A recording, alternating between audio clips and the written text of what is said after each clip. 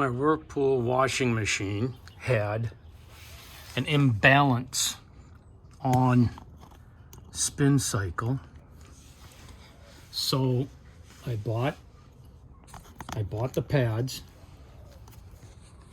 and the springs. I replaced all these springs, well, 3 of them, plus this one right here. That didn't help. I then replaced these pads, and you don't have to take it all apart to replace them. I just used 2 shims, wood shims, and propped it up and then pushed it out from the bottom, lifted them up and put them back in again. I didn't do the other plastic pads that are in a little bit farther, which I think if we move over here, you can see, I don't know, they're in there somewhere. I didn't replace those. Anyway, that wasn't my problem.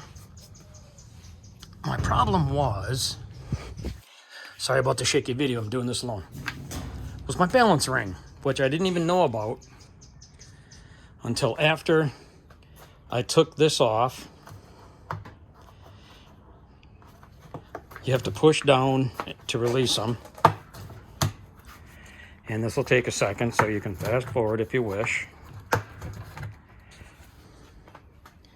They're all the way around.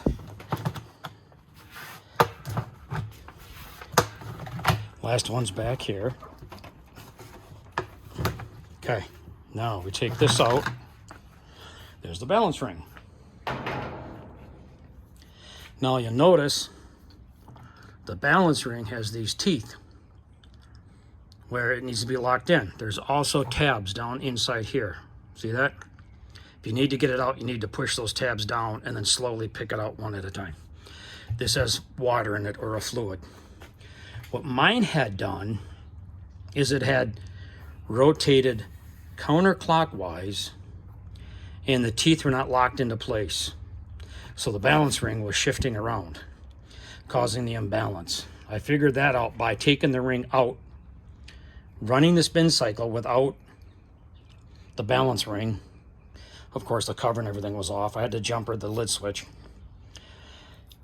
Anyway, once I watched a video on applianceparts.com or whatever it was, he showed clicking this into place, and I realized mine wasn't. So I clicked it into place, and now it spins perfectly. It's completely balanced. So I didn't need to purchase anything. It was a parts-free fix. Just snap it back in place. Now I may have to buy a ring later on if it keeps coming loose, but I don't know. Right now it's fixed.